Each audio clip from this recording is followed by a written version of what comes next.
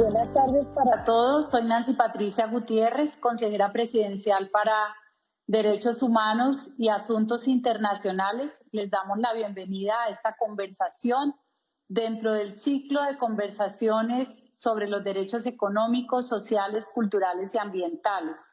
Hoy tenemos un programa muy especial para hablar de cultura, del derecho a la cultura, de lo que el Estado hace para garantizar ese derecho y de la experiencia también desde el sector público, privado, las comunidades y hablar de ese derecho sagrado. Recordemos que este es un ciclo de conversaciones que nos ha pedido el presidente Iván Duque con el ánimo de mantener una conversación sobre lo que está pasando, los retos que tiene el país, y tenemos dos principios sobre los que hemos venido haciendo este programa Juntos lo hacemos posible. Primero, la solidaridad es un llamado de la señora Michelle Bachelet, alta comisionada de Derechos Humanos en Naciones Unidas, que ha convocado a toda la humanidad para que por medio de la solidaridad podamos salir de estos momentos difíciles de la pandemia.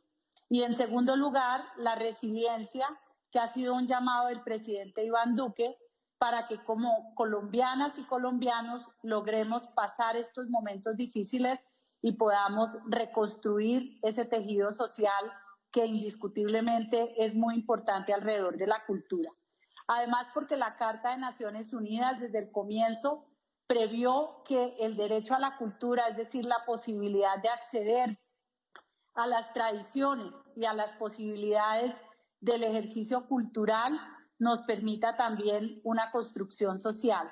Está presente en los derechos económicos, sociales, culturales y ambientales y en las políticas públicas. Por eso hemos invitado hoy a un grupo variado. Nos acompaña el doctor Felipe Buitrago, viceministro de Creatividad y Economía Naranja del Ministerio de Cultura, la doctora Mónica Ramírez, directora de Colombia Crea Talento, el doctor Ramiro Osorio, director del Teatro Mayor Julio Mario Santo Domingo, exministro, la doctora Teresa de Jesús Hurtado, miembro del grupo gestor de Marimbas, lideresa social y gestora cultural del municipio de Timbiquí en el Cauca.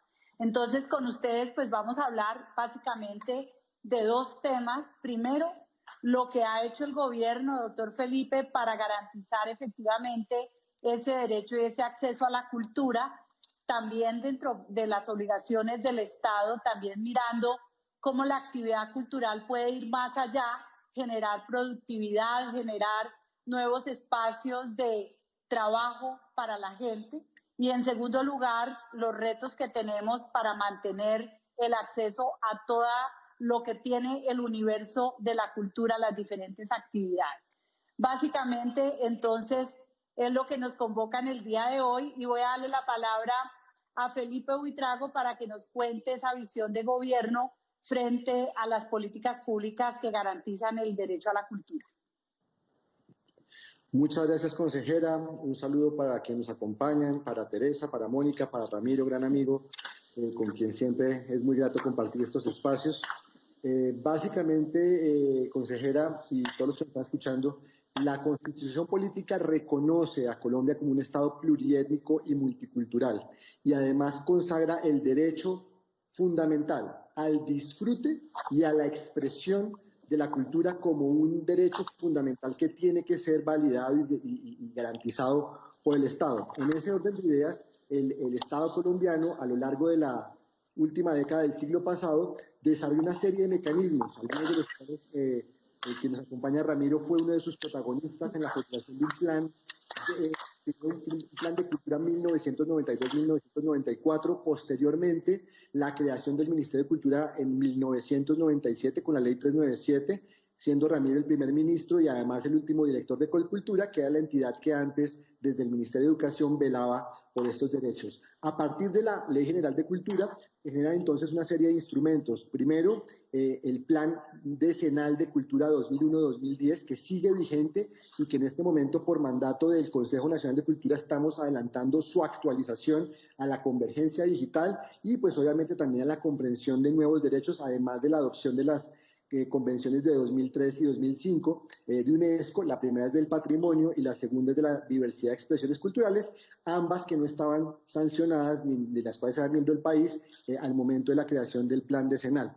También hemos tenido el desarrollo de numerosas leyes y adopción de diferentes tratados internacionales alrededor de los derechos fundamentales a la expresión, a la libertad de expresión, a las manifestaciones culturales. Hemos tenido desarrollos nacionales como la ley del cine de 2003, la ley 814, luego reforzada por las leyes 1556 y 1607. También tenemos la ley 1493, que es una ley muy importante, que es la ley de los espectáculos públicos. También tenemos dos leyes muy importantes en el fortalecimiento de los derechos de propiedad intelectual de nuestros artistas, actores y gestores, que son la ley Fanny Mickey y la ley Pepe Sánchez. Y hemos tenido, por supuesto, también la presencia de una reserva cultural en todos los tratados internacionales que ha firmado Colombia, muy en consonancia con lo establecido por la Convención de 2005 de UNESCO y por una serie de mandatos que hemos tenido. Todo esto ha sido refrendado con numerosas acciones. El presupuesto del Ministerio de Cultura se ratifica año a año con los demás ministerios. Hemos tenido un presupuesto con una tendencia creciente. Obviamente en los últimos años la situación fiscal ha llevado a un estancamiento de ese presupuesto y hoy por hoy en medio de la pandemia pues hemos tenido que salir a responder ante esta emergencia con numerosas medidas. Logramos la expedición de 3 decretos legislativos en el marco de la crisis y esto nos permitió por un lado garantizar la aceleración del reconocimiento de los beneficios económicos periódicos para más de 2.500 artistas, gestores y creadores adultos mayores que se encontraban desprotegidos. Hemos logrado también el redireccionamiento de recursos de la ley de espectáculos públicos para la ejecución de estímulos en más de 20 municipios. También logramos redireccionar los recursos de la ley del Impuesto Nacional de Consumo para brindar apoyo a 65.000 artistas creadores y gestores con 3 mesadas de 160.000 pesos. También logramos la inclusión en el programa de ingreso solidario de casi 14.000 artistas, gestores y creadores para recibir el mismo beneficio por más tiempo, porque se trata de una población en mayor vulnerabilidad. También trabajamos en la expedición del decreto 818, que nos permite reducir la retención en la fuente de 27 actividades. Con esto se hizo un esfuerzo fiscal de 311.000 millones de pesos. También lanzamos una convocatoria específica, especial, con recursos de emergencia, llamada Comparte lo que somos, con la cual logramos beneficiar directamente ya a 8.000 gestores, artistas y creadores y a más de 1.100 entidades que sin ánimo de lucro que trabajan con la cultura, además de una convocatoria aparte para los museos, categorías 1, 2 y 3, en fin, una serie de medidas de carácter de emergencia que han sido muy útiles. También tomamos medidas de emergencia de carácter administrativo. Hemos revisado más de 600 convenios en el marco del Programa Nacional de Concertación para que eventos que tenían una necesidad de cumplirse de manera presencial puedan adaptarse en sus fechas, en sus modos, en sus lugares, de manera que la actividad cultural no se detenga. Así es como hemos visto que el Festival del Mono Núñez se adelantó. También veremos que muy pronto tendremos, se adelantará ya con unos meses de retraso, pero se cumplirá el Festival de la Leyenda Vallenata. En fin, estamos trabajando en todos los frentes para facilitar la adaptación del sector. Hemos lanzado campañas para el consumo cultural nacional, realzando jóvenes talentos. Y naturalmente, uno ve todas estas medidas y uno diría, no, ya hicimos suficiente. No, no estamos satisfechos. Sabemos que la crisis es muy profunda, que afecta muchísimo a nuestros talentosos artistas, a nuestros gestores, y que de cualquier manera la pandemia y sus emergencias continúan y tendremos que seguir trabajando para garantizar los derechos en la medida de las posibilidades dentro del marco de la legalidad. Esos son como, en líneas generales, consejera, lo que se ha trabajado históricamente y en el proceso actual de la pandemia para garantizar los derechos culturales. Gracias, viceministro. Bueno, hemos invitado a Teresa de Jesús para que también nos acompañe en esta conversación, entre otras, porque el derecho a la cultura dice que obliga a los estados a que se respete esa tradición, las costumbres, y que haya identidad cultural alrededor de las diferentes comunidades que conforman un país o que están en un país. Por eso la óptica de Teresa como gestora cultural de Timbiquí, Cauca, que representa una tradición muy importante, es pertinente para que nos comparta la experiencia y la visión. Buenas tardes. Soy Teresa de Jesús Hurtado Mesa, del municipio de Timbiquí. Soy gestora cultural. Pertenezco a una manifestación, música de marimba, danzas y cantos tradicionales del Pacífico Sur de Colombia. También hago parte de la red de cantadoras del Pacífico Sur de Colombia. Nuestra manifestación, obviamente, es una manifestación de expresiones vivas que está en el poder de las comunidades negras del Pacífico Sur de Colombia.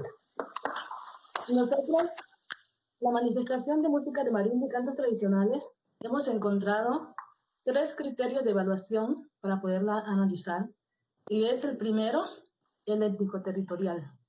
Estamos en 14 municipios, comprendidos en 3 departamentos, Valle, Cauca y Nariño.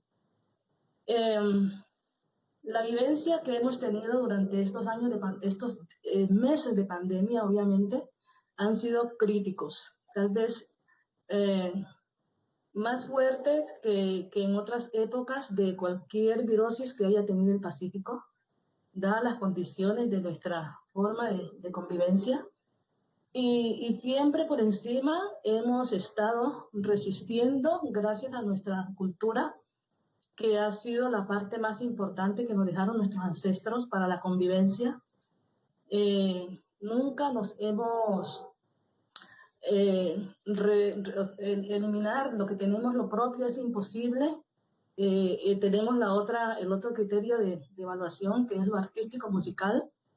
Esa parte ha sido muy afectada porque al cerrarse los eventos culturales, los festivales, demás festividades donde las comunidades que son portadoras de estos saberes lo transmiten al resto del mundo. Nosotros somos una manifestación que tiene un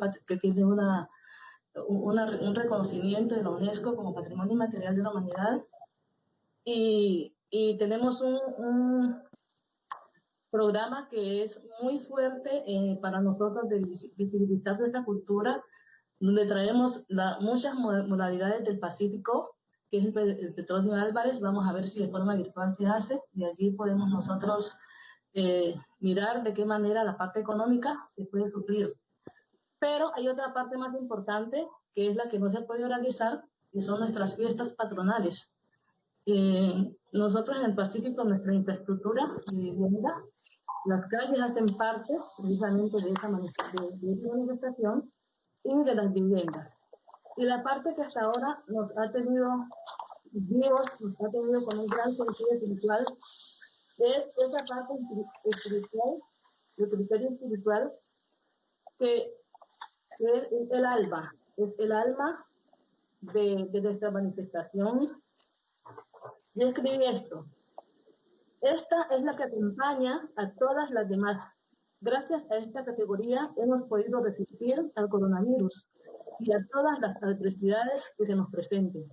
La fe que permite creer en un Dios que nos protege, que está por encima del gobierno y de todos los elementos de bioseguridad. Es tener fe en lo puro del corazón y del alma, que trasciende en el tiempo. Pensar que todo terminará, apelar a los ritos de sanación para la vida y de indulgencias para salvar el alma de los muertos a través de los ritos mortuorios, de los rezos y alabados a distancia de los cuerpos de nuestros familiares, amigos y paisanos muertos, con la esperanza de que, igual como sucedió en el pasado, un día llegará nuevamente la felicidad. Que volvamos a nuestras playas, al mar, a los ríos libremente, a compartir esos espacios con todas nuestras expresiones culturales, volver a las lunadas, a contar esas historias de personajes temerosos como la tunda y el duende, a sentir el calor de la leña quemada en las fogatas, a escuchar el de la abuela buscando al nieto perdido. Eso nos haría volver a vivir. ¿Somos resilientes? Sí, somos resilientes porque en la parte de eliminar el coronavirus, volvimos a lo ancestral, la parte de medicina tradicional, y la ola que se dio en los meses entre abril y mayo, ahora lo hemos calmado bastante con los remedios naturales. Gracias.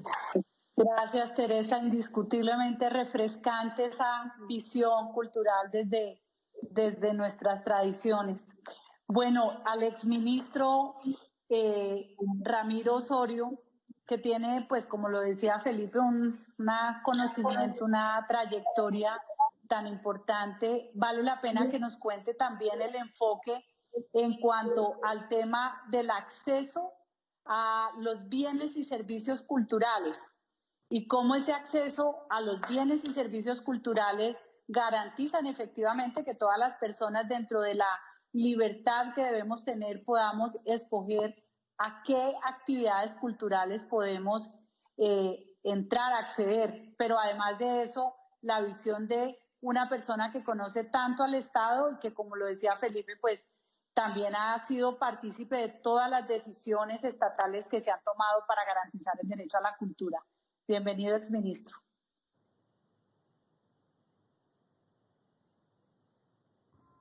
Perdón. Gracias, consejera. Un gran gusto estar compartiendo este panel con amigos y además en este tema que es tan fundamental en nuestro país, ¿no? Y conviene recordar, ya que quien cita es usted, la consejera de los Derechos Humanos, que los derechos culturales tienen dos, en nuestra Constitución están contemplados en dos sentidos, los derechos de la cultura y los derechos a la cultura. Y es muy importante, y especialmente ahora con lo que nos comentaba Teresa, en un país, como decía el viceministro, que está también en la Constitución como un país muy pluriétnico y multicultural, ¿cómo hacer posible el real ejercicio a esos dos tipos de derechos, ¿no? ¿Cuáles son los derechos de la cultura? Los derechos que tenemos a nuestros saberes, a nuestros ancestros, a todo eso que nos contaba Teresa en el caso del Pacífico. ¿Y cuáles son los derechos a la cultura? Los que tenemos como ciudadanos de acceder en condiciones de equidad a los bienes y servicios culturales. Eso es muy importante que hagamos esta distinción, porque el gran desafío de nuestro país, y que comienza con la educación básica, es cómo nosotros somos conscientes de esa diversidad cultural y cómo ese ejercicio de ese conocimiento, de ese derecho que tenemos a esa diversidad cultural nos hace singulares a los colombianos y debería permitirnos a lo largo del proceso educativo ir realmente consolidándonos en unas ciudadanías de sumo complejo, ricas, diversas, y que sea capaz de entender lo que es este país, y que entonces el gran reto es cómo promovemos ese conocimiento y el diálogo entre las diversas culturas de nuestro país. Eso por un lado. Yo quiero un poco, para no hablar solamente de lo teórico, quiero hablar de lo que yo hago ahora desde hace más de 10 años, que es dirigir el Teatro Mayor Julio Mario Santo Domingo, que es un recinto público que pertenece a la Alcaldía de Bogotá, pero que se administra y gestiona a través de un modelo público-privado. Nuestro lema es cómo propiciamos el diálogo entre lo mejor de la cultura de Colombia y lo mejor de la cultura del mundo. Partimos de que esta ciudad está habitada por ciudadanos de todas las regiones del país. Por eso, en el Teatro Mayor se lanza desde el principio, nos lo propusimos, el Festival del Pacífico, el Petronio Álvarez, se lanza el de la leyenda vallenata, se lanza el Mono Núñez, etcétera, prácticamente todos los festivales, y tenemos una línea muy importante de apoyar los procesos de investigación en las músicas regionales, por ejemplo el proyecto Turpial, que busca una música en una región y la estudia y con sus creadores originales la expone en el marco del Teatro Mayor. Eso por un lado. Por otro lado, nosotros propiciamos una serie de producciones muy importantes, muy significativas con los creadores para que haya ese acceso a la posibilidad de crear en condiciones de equidad, en condiciones de libertad. Algo muy importante en la creación artística es tener estabilidad. Lo que hace el Teatro Mayor es permitir que grupos artísticos se dediquen 3, 4 meses con unos recursos importantes a tener estabilidad para poder producir y tener contenidos artísticos de calidad que desarrollen esos procesos de la creación, ¿no? En ese sentido, nosotros trabajamos para que ha pasado mucho en el tiempo de pandemia, que se pueda ir construyendo esto que comentaba la consejera al principio, esta restitución del tejido social. La cultura en estos meses de pandemia, el sector cultural ha sido especialmente generoso en ofrecer contenidos que han permitido eso, ir verdaderamente primero enriqueciendo la vida de los que estamos en el confinamiento, ¿no? Y después ir permitiendo ese conocimiento de lo que está pasando a lo largo del país. El Teatro Mayor en su plataforma digital ha transmitido 24 espectáculos diferentes de todo tipo, de las regiones, hasta espectáculos internacionales, y hemos llegado a más de 7 millones de personas en las transmisiones. Entonces es un sector que ha sido especialmente generoso, y que me alegra mucho saber todo lo que hace el Ministerio de Cultura para fortalecerlo. Yo creo que el Ministerio y el Gobierno Nacional han sabido reaccionar con rapidez, con medidas de emergencia y también con medidas de mediano y de largo plazo, que son las que importan en este momento, cuando ya hemos logrado, digamos, contener, pues, de alguna manera, el problema, y lo que se nos avecina es el desafío de qué va a pasar con los creadores de las instituciones culturales. No me quiero alargar, pero quería llevar esto un poco a cómo el ejercicio de los derechos culturales en el Teatro Mayor también tiene un elemento fundamental: el público. ¿Cómo puede acceder en condiciones de equidad? Nosotros tenemos una política de precios inclusivos, tenemos una escuela de formación de públicos donde donde el año pasado fueron 20.000 personas que no podían pagar. Tenemos programas como 100.000 niños al mayor, que el año pasado fueron 50, 60.000 niños de los colegios públicos de Bogotá a descubrir los lenguajes de las artes escénicas. Tenemos esta plataforma digital de la que les hablo. En fin, ¿cómo hacemos real el ejercicio de los derechos culturales? Muchas gracias. Gracias Ramiro. Bueno, yo creo que fue una introducción perfecta para oír a Mónica Ramírez, quien además tiene toda una experiencia y una profesional y académica sobre el tema precisamente de la creatividad de la cultura. Y yo creo que es la oportunidad también para luego darle paso al viceministro a hablar de economía naranja, pero también cómo ve Mónica esta posibilidad de la creatividad de la cultura para garantizar las dos ópticas del derecho de la que nos habló Ramiro. Bueno, consejera, muchas gracias y saludo a todos mis compañeros de conversatorio. Aquí recogiendo de lo que se ha mencionado, pues hay varias que son muy importantes y que están directamente relacionadas con la creatividad y la aplicación de la creatividad a los procesos culturales y a los procesos de políticas públicas, a los procesos participativos. Y recojo el título de esta conversación o de esta serie, que se llama Juntos lo hacemos posible, que me parece valioso porque creo que encierra eso que es la co-creación. Creo que todos los procesos culturales tienen ese elemento, y hoy en día lo vemos más que nunca en esta situación forzada a la que nos vimos todos de la pandemia, de la virtualidad. Se vio como esas conexiones que de pronto antes no eran tan evidentes, y que gracias a la necesidad de ser creativos para poder llegar a públicos, para poder llegar a nuevas audiencias, para no morir, para que nuestros procesos culturales creativos, tanto desde la política como desde la acción de los gestores culturales, no murieran, pues la creatividad es increíble cómo se hace evidente que esto es un recurso, primero, inagotable, y segundo, al que todos tenemos acceso. y tal vez no habíamos sido obligados o forzados a hacer uso de ella, pero en esta situación sí que es evidente lo importante que es la creatividad presente en procesos transversales, no solo del sector cultural, sino en general aplicable a cualquier sector. Y segundo, demuestra cuánta creatividad existe en Colombia, cuánta posibilidad de implementar de manera creativa para no morir, para no dejar morir esto que se está haciendo desde el sector cultural y desde tantos otros sectores. Entonces, me parece muy valioso resaltar eso y también retomo un tema que mencionó Teresa, muy bonito, que decía en toda esta intervención, queremos volver, y es cierto, todos queremos volver a la cultura y volver a todas estas cosas que extrañamos, pero lo bonito, lo más bonito es que la cultura nunca nos dejó.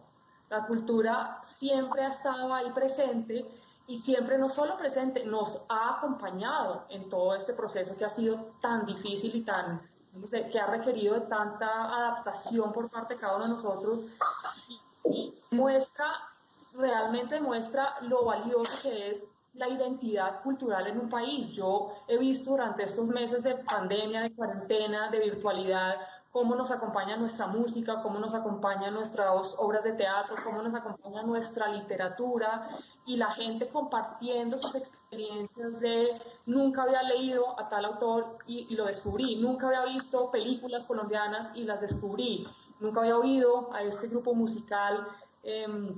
Entonces creo que es muy valioso cómo estas situaciones que uno podría pensar que son complejas precisamente abren espacio a conectarnos con esa identidad y con ese arraigo que representa para nosotros la cultura. Y creo que la narrativa transversal a todo esto ha sido la creatividad. Los colombianos somos un pueblo creativo y lo estamos demostrando a lo largo de estos meses. Gracias, Mónica. Bueno, viceministro, usted estuvo con el presidente Iván Duque desde años atrás pensando en la economía naranja, en la economía creativa y escribió un libro con él sobre el tema y además pues obviamente ha sido responsable también de la generación de la política pública dentro del Plan Nacional de Desarrollo y ahora de la mano con la ministra Carmen, pues sacar adelante este propósito. Es muy importante que nos comparta esa visión general de la economía naranja, en qué va y cuáles son las perspectivas futuras. Gracias, consejera.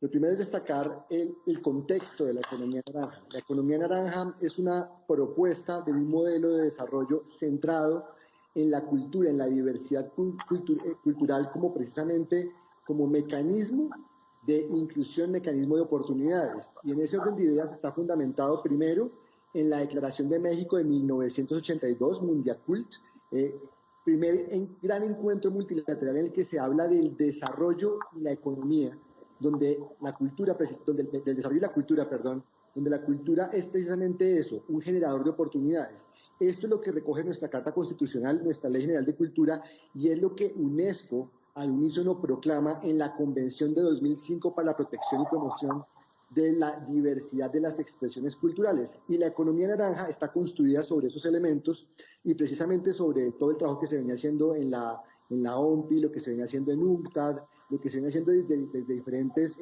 ámbitos, precisamente para articular las oportunidades alrededor de la cultura. Y en ese orden de ideas lo que tenemos en el Gobierno Nacional es una aproximación que llamamos de las 7 ideas, las 7 I's.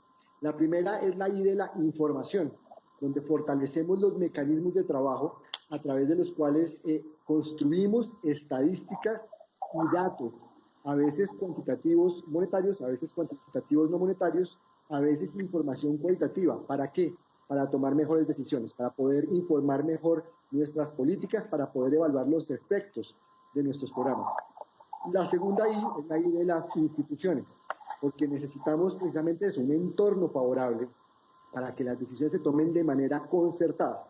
En ese orden de ideas, el Ministerio de Cultura está dentro de, pues como ente rector del Sistema Nacional de Cultura, tiene un organismo de consulta que es el Consejo Nacional de Cultura. pero para el caso específico de la economía creativa se requería de un organismo de coordinación interinstitucional, que es el Consejo Nacional de Economía Naranja. Este consejo tiene 7 ministerios y 5 entidades del orden nacional.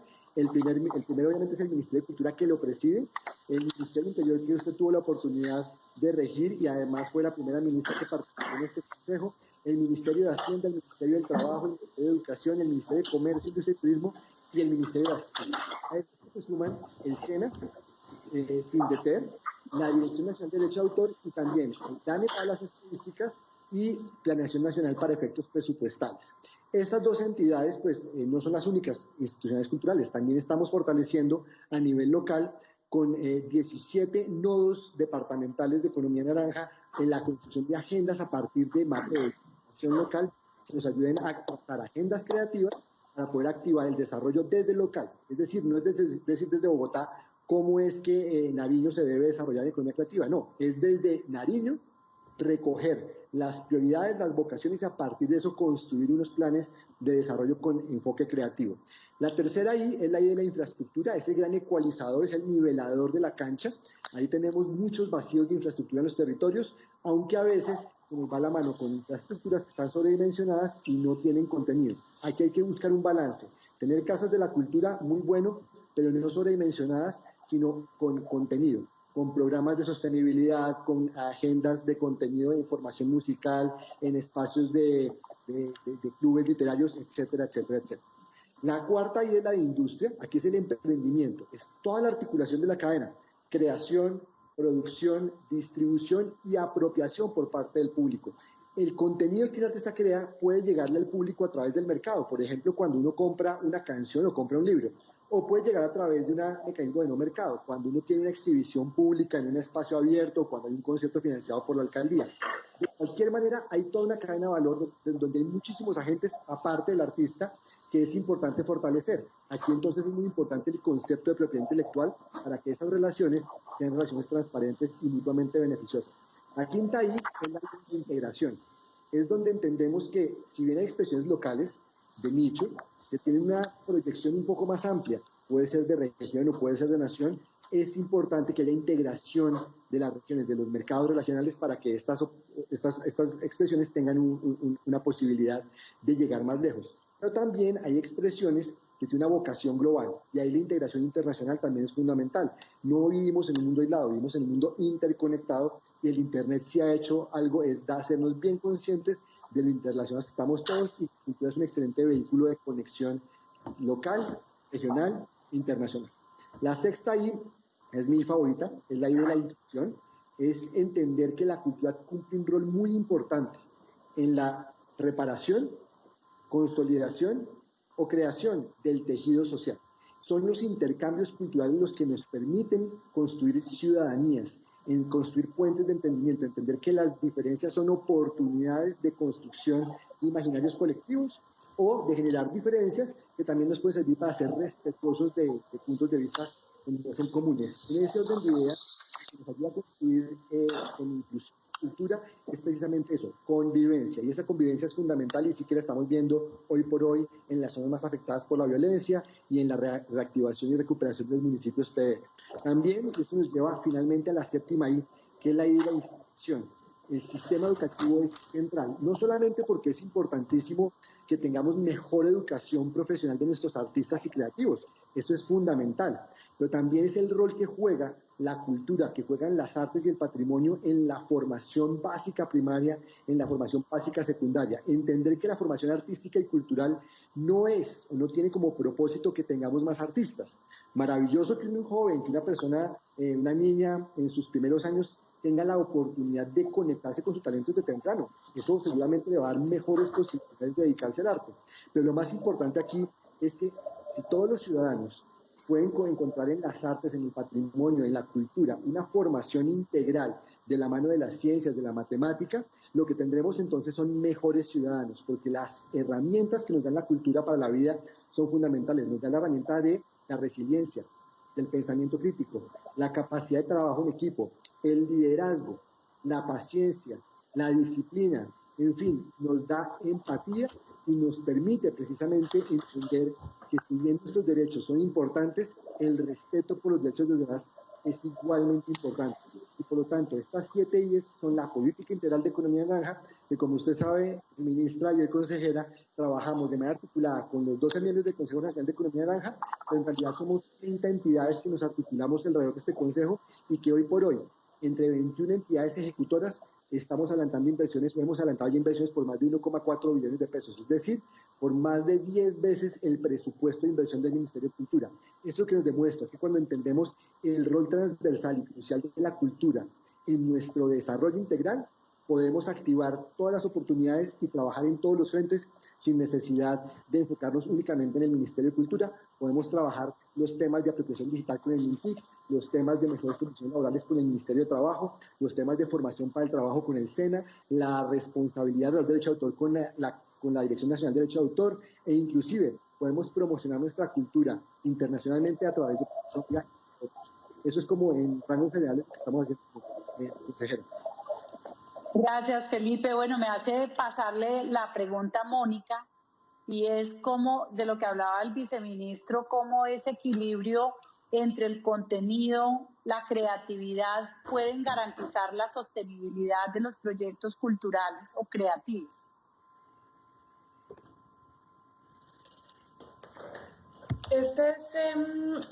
Precisamente la cultura requiere recursos, requiere inversión. Entonces, una es la inversión que se hace por parte del Gobierno Nacional, no solo el Ministerio de Cultura, como bien lo decía el viceministro, sino de todas las otras entidades del gobierno que están de alguna manera o de manera transversal apoyando, pero también requiere la colaboración, el compromiso y el entendimiento por parte del sector privado. Y cuando se conectan estos, y es un perfecto ejemplo, como lo ha hecho Ramiro con el Teatro Mayor, esta colaboración público-privada que a veces se ve desconectada y no necesariamente es evidente el rol del sector privado en cómo se potencia y se fortalece el acceso a la cultura, el acceso a la creatividad, pero realmente yo creo que es evidente que juega un rol importante, y creo que en Colombia, a través de las políticas que se están implementando y a través de la nueva normativa, legislación, se está fortaleciendo, y eso es precisamente lo que hace la Corporación Colombia Crea Talento, recientemente creada, para llegar a facilitar esas conexiones y esa fórmula para potenciar el acceso a la cultura, el acceso a los procesos creativos y culturales alrededor del país. Lo haremos directamente a través de un decreto que permite aplicar un incentivo tributario para quienes aporten a proyectos culturales y creativos a través de una convocatoria, pero creo que lo más importante para resaltar, más que el mecanismo o el vehículo jurídico que en este momento exista, es esa necesidad que el sector privado se involucre, se haga parte, porque no es ajeno y no puede ser ajeno a los procesos culturales y creativos en el país. Si bien hoy en día puede que muchos sectores de la economía no inviertan directamente en proyectos creativos o en procesos culturales y creativos, sus funcionarios, empleados, usuarios, clientes son o productores y generadores de cultura y de contenidos creativos, o son consumidores de esos. Entonces, así como por muchos años, por ejemplo, la responsabilidad social empresarial ha estado enfocada a acompañar y fortalecer procesos educativos o procesos de salud o sociales, creo que es hora de que ya exista también ese conocimiento y esa conexión del sector empresarial, del sector privado en Colombia, con la cultura y con el desarrollo de procesos creativos. Creo que aquí, donde se conectan, definitivamente se generan más oportunidades. Los recursos se necesitan para desarrollar los sectores culturales, sobre todo en muchas regiones de Colombia donde a veces no llega más, donde realmente los procesos fuertes son esos, y hay que buscar formas de apoyarlo, y el gobierno ha sido muy agresivo en tratar de implementar estas políticas donde los recursos no provengan únicamente del presupuesto general, porque como todos sabemos, pues es un presupuesto finito un país con unas necesidades enormes. Entonces, generar acceso acceso a recursos o posibilidad de obtención de recursos a través de otros mecanismos, creo que es una forma muy fuerte de seguirle apostando al desarrollo de estos procesos culturales y de lograr que los recursos lleguen por muchas fuentes a quienes lo necesitan para desarrollar las diferentes actividades y generar que este sector se convierta en un motor de desarrollo económico y social aún más importante de lo que ya lo es. Gracias, Mónica. Voy a seguir como en la misma línea a preguntarle a Ramiro, que nos ha contado pues la experiencia maravillosa de todo lo que hacen desde el Teatro Mayor, pero justamente es como lograr efectivo masificar el interés por la cultura y garantizar efectivamente que ejemplos exitosos como el que ha tenido Bogotá con su gestión pueda llevarse hasta los territorios más apartados para recoger de lo que ahora nos hablaba Teresa de Jesús. Consejera, yo quiero retomar este tema que comentaba tanto el viceministro como Mónica, que es el tema de la corresponsabilidad. El financiamiento de la cultura y las artes debe ser una responsabilidad de la sociedad colombiana en su conjunto, no solo del Estado, no solo de la iniciativa privada, sino de los ciudadanos. Y en eso es muy importante que insistamos. Por ejemplo, los ciudadanos con la compra de sus entradas aportan el 25% del presupuesto del Teatro Mayor. Y nosotros siempre estamos reiterándole a esos ciudadanos que son copatrocinadores del Teatro Mayor. Me parece que este es un tema fundamental y el paso que ha dado el gobierno nacional con este decreto del 697, con la creación de COCREA, que permite el descuento del 165% de la renta líquida gravable y la creación de una institución que permita de manera muy ágil y muy transparente el ejercicio y la aplicación de esos recursos a proyectos concretos de desarrollo cultural y artístico, me parece que ese sí que es un paso absolutamente fundamental. Quisiera también insistir en la importancia de lo que comentaba el viceministro de la transversalidad de la cultura, de la transversalidad de las políticas públicas, ¿no? Porque es eso, si lo concebimos, si lo aplicamos en los órdenes no solo nacional, sino departamental y muy especialmente en lo municipal, en donde vamos a lograr procesos de desarrollo de verdad muy importantes que generen la posibilidad de construir estas nuevas ciudadanías, que al final es lo que todos aspiramos, es tener un país en donde los ciudadanos, gracias a este compromiso de la educación, que tenga esa capacidad de devolvernos, de darnos el conocimiento de nuestra riqueza, de nuestra diversidad cultural, pero que permita también descubrir oportunamente los talentos, orientarlos a lo largo del proceso educativo, pues vamos a tener ciudadanos más incluyentes, más permisivos, más dialogantes, más generosos, es decir, más democráticos, que al final es lo que necesitamos en nuestro país.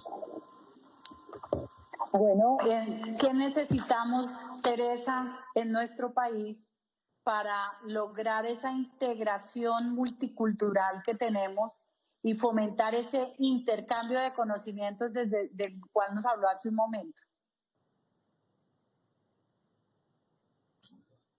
Bueno, nuestros ancestros tenían una frase que nosotros aprendimos desde pequeños y es obediencia y respeto.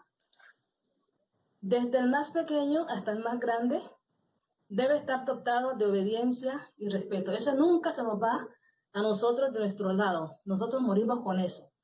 Respetar las normas y las leyes es muy importante.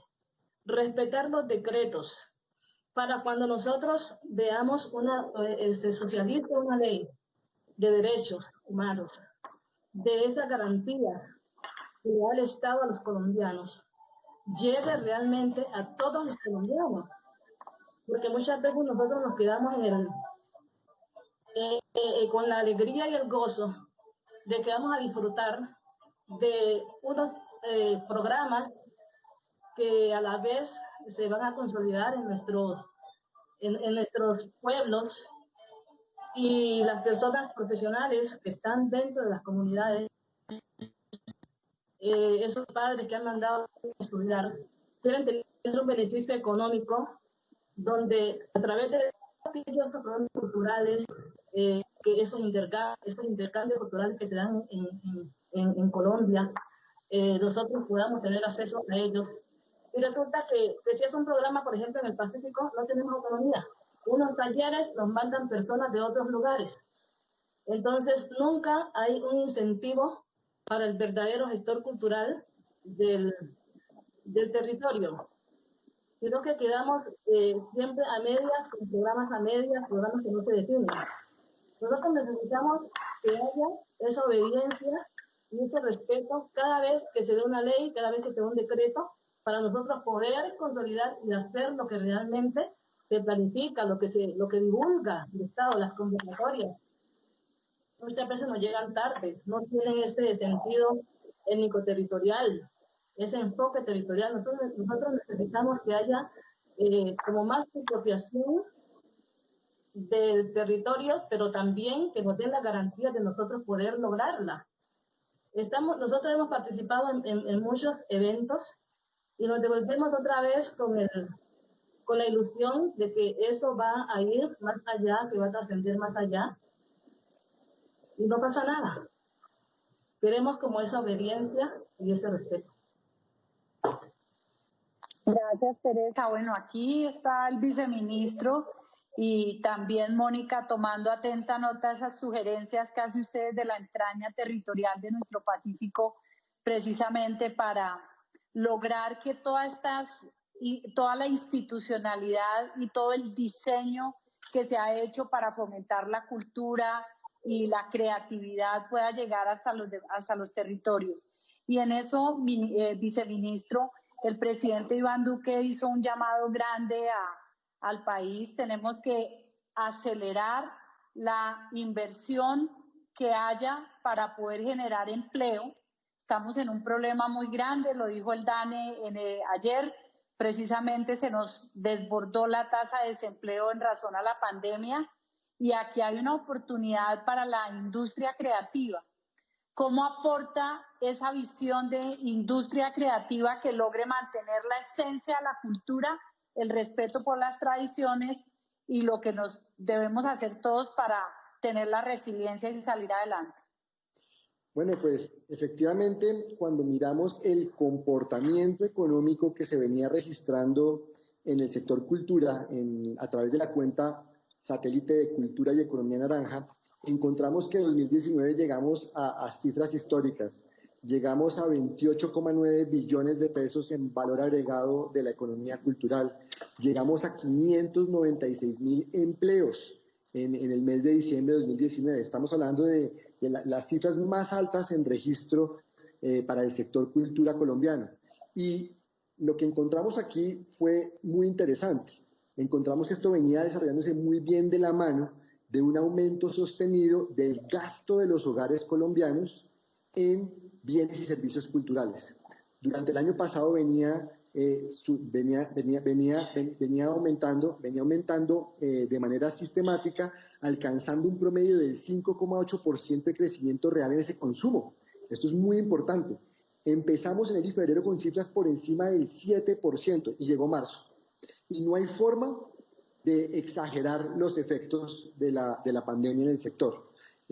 Tuvimos que cerrar de manera coordinada con entes territoriales y con agentes privados como Ramiro con el teatro, 5.600 infraestructuras culturales en todo el país. En el mes de abril, que logramos el piso del impacto en el empleo, se habían perdido 200,000 empleos en el sector, una caída del 34%. Eso nos obligó, por supuesto, a reevaluar por completo nuestro plan de trabajo alrededor de la economía naranja y de la cultura en general. ¿Y qué hicimos? Pues revisamos nuestras metas, revisamos nuestras cifras y concluimos que nuestros objetivos de crecimiento tenían que ser cambiados por compromisos con la generación del empleo. Entonces, hemos estado trabajando con las medidas para enfrentar la pandemia que les comenté, para retener empleos, para mitigar los impactos en los más vulnerables. Y ahora, a través del Consejo Nacional de Economía Naranja, tuvimos una sesión el 9 de mayo pasado, definimos una hoja de ruta para reactivar al sector. Es una hoja de ruta que tiene 3 grandes componentes. El primero es acceso a la financiación. Aquí venimos trabajando con el Fondo Nacional de Garantías, con Bancoldex, con mecanismos de financiación que den acceso a crédito. Ya hemos, dentro del marco de la pandemia, generado espacios de participación que nos han llevado a casi 1 billón de pesos colocados a más de 25.000 empresas del sector cultural y creativo. Esto lo que nos muestra es que hay una necesidad y que se ha venido respondiendo. No al 100%, es una situación tan extrema que es imposible, digamos, rescatar a todo el mundo, pero se logra llegar a mucha gente a través de este mecanismo. Más del 52% de los recursos colocados de ese casi billón de pesos corresponde a MIPYMES. Segundo, también, más recientemente se lanzó la línea de crédito MIPYMES más afectadas por la pandemia. Y esas MIPYMES son 65 actividades. De esas 65 actividades, 26 son de la creatividad, de la cultura, de la economía naranja, y ahí tenemos 1 billón de pesos en esa línea de crédito. Adicionalmente, Bancoldex ya anunció una línea especial de crédito de economía naranja por 100.000 millones de pesos con condiciones todavía más ventajosas para las MIPYMES de todas las 34 actividades principales de la economía naranja. Adicionalmente, va a otorgar 20 puntos básicos adicionales de beneficio en las líneas de MIPYMES para los mismos códigos de la economía naranja. Es decir, estamos trabajando de manera muy amplia en fortalecer la financiación para el sector. Segunda línea de trabajo y segundo frente de acción, los estímulos a la inversión. Aquí es muy importante el trabajo que está haciendo Mónica precisamente con la implementación de la convocatoria del decreto 697. Con ese decreto esperamos impulsar en este segundo semestre inversiones por hasta 428.000 millones de pesos, de los cuales son 300.000 millones de pesos tributarios. También activar el decreto 474 para la atracción de inversión extranjera en el audiovisual. Esto es parte de una estrategia de fortalecimiento que lleva desarrollándose ya 17 años alrededor de la industria audiovisual colombiana y que nos permite, con 91.000 millones de pesos de esfuerzo fiscal, apalancar 260.000 millones de pesos en inversiones para el sector audiovisual. A esto habría que sumar, hacer esfuerzos adicionales en materia de mantener los beneficios, por ejemplo, de la retención en la fuente reducida para actividades como la actividad teatral que hace el Teatro Mayor o para actividades de creación artística o similares que están contempladas en el decreto 818. Y la tercera pata de esta estrategia es el acompañamiento y la inversión pública directa, es decir, el fortalecimiento del Programa Nacional de Estímulos, del Programa Nacional de Concertación y la presentación al Congreso de un proyecto de ley, de la ley Reactivarte. Todo este plan se llama Reactivarte, pero la ley Reactivarte específicamente tiene unos componentes importantes. Uno, mantener estos beneficios de reducción de retención de la fuente que estaba comentando. Dos, liberar unos recursos que tiene Estampilla Procultura que hoy en día están atados al FOME y que ya en muchos departamentos y municipios se ha cumplido con la obligación. Entonces, liberar ese 20% para que los departamentos y municipios los puedan utilizar directamente en cultura. Tercero, flexibilizar los usos de los recursos de la Ley de Espectáculos Públicos, que hoy por hoy son limitados en sus usos y necesitamos la flexibilidad. Y lo tercero, que es lo más importante, dar cumplimiento a una esperanza, una aspiración del sector cultura de más de 30 años. La creación del Fondo para la Promoción del Patrimonio, la Cultura, las Artes y la Creatividad, FONCultura, donde podríamos no solamente desarrollar los programas de concertación y estímulos que ya tenemos hoy, rompiendo el principio de anualidad que limita los procesos que son tan importantes, procesos de largo alcance del sector que son tan importantes, sino que además nos permitiría contar con recursos frescos para fortalecer diferentes programas y para lanzar nuevas estrategias de fortalecimiento del sector cultural en todo el territorio nacional. Esa estructura, esa estrategia integral es producto de que podemos trabajar de manera transversal con las entidades del Consejo Nacional de Economía Naranja, porque tienen responsabilidades el Ministerio de Comercio, el Ministerio de las TIC, el SENA, el Ministerio de Cultura, ProColombia, en fin, todos trabajamos juntos por un propósito común, que es que la cultura se mantenga viva y siga en el centro de la estrategia de desarrollo, ahora además en el centro de la estrategia de reactivación. Gracias, viceministro. Bueno, juntos lo hacemos posible, como dice nuestro programa. Llegamos a los últimos 5 minutos. Voy a leer algunas de las preguntas que me han mandado. Son muy variadas y por la cantidad de preguntas nos están siguiendo. Dalia pregunta al exministro Ramiro Osorio: ¿debería existir alguna cátedra en los colegios que incentive la cultura y el reconocimiento de la misma? Por supuesto. Yo creo que lo que tiene no solo una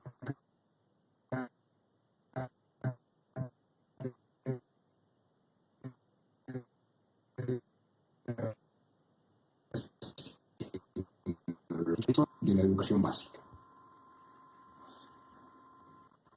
Mil gracias. Ahora para Mónica, ¿cómo llegar a las regiones de Colombia con las iniciativas de la economía naranja, dada la diversidad cultural de todo el territorio nacional? Ese es un reto muy importante. La primera parte de esa respuesta es obviamente a través del Ministerio de Cultura, que tiene una presencia en las regiones muy importante y lo está haciendo cada vez más activamente a través de los nodos, de las agendas creativas. Pero se necesita trabajar de la mano y eso es una de las tareas y responsabilidades que tiene COCREA con las gobernaciones, con las alcaldías, precisamente para tener ese uno a muchos que nos ayude a tener ese alcance en los territorios. Pero es una de las tareas que definitivamente tenemos en la implementación de esta nueva iniciativa a través de COCREA, es llegar a que todos los proyectos de todas las regiones del país puedan presentarse y obtener los recursos de los aportantes. Gracias, Mónica. Karen pregunta a Teresa, ¿ha visto afectada la estrecha relación que tienen las cantaoras con la recolección de piangua por el distanciamiento que genera la pandemia? ¿Cómo puede afectar en los cantos y en la realización de las marimbas, que implica una estrecha relación física con el manglar? Bueno, esto es una persona que conoce. Claro que sí, la afectación ha sido mayúscula. El ejercicio no se está realizando, las piangüeras no están saliendo, algunas, aunque en algunos lugares lo están haciendo, pero con mucho miedo, con mucho temor. Es allí cuando ya esos cantos alegres tal vez se convierten en cantos de dolor. Es allí cuando la piangüera quizás llega a tu casa, tiene que llegar con esos cantos de transformación, donde ella no va a demostrar el miedo ante sus hijos, sino a demostrar esa fortaleza que siempre ha estado en ese poder de las cantadoras. Y en cuanto a las músicas de marimba, en estos últimos meses la marimba ha sonado. Internamente en las casas ha sonado. Estamos creando música. Nos estamos preparando para el Festival Virtual del Petronio Álvarez. Pero los creadores, hay algo muy importante que voy a decir aquí. En la modalidad de marimba, en el festival, cada grupo interpreta 3 canciones, y entre ellas una inédita, y ellos dejan la inédita para cuando todo esto pase, porque está basada en la historia, en contar la historia vivida durante este tiempo de pandemia. Entonces vamos a ver cómo cada persona o cada comunidad vivió esa historia y va a ser transmitida. Los cuentos se han reforzado muchísimo en las casas, ya las familias congregadas pueden en las tardes hacer sus planificaciones, donde volvimos incluso a algo que se había perdido, y era esa concentración familiar, donde ya las abuelas y los abuelos ya se sacaron el tabaco de la boca para dar paso al diálogo, a las conversaciones. Entonces, mire que de cada cosa que va pasando, nos va dejando unas experiencias que no todas son malas, ¿no? Somos resilientes. Somos resilientes y tenemos solidaridad. Mil gracias, Felipe, Ramiro, Teresa y Mónica, por habernos acompañado hoy en esta conversación. Les confieso que he aprendido muchísimo. El próximo jueves nos vemos a la 1:00 p.m. con un nuevo programa sobre los derechos económicos, sociales, y culturales y ambientales. Buena tarde para todos. Saludos, chao. Muchas gracias. Hasta luego.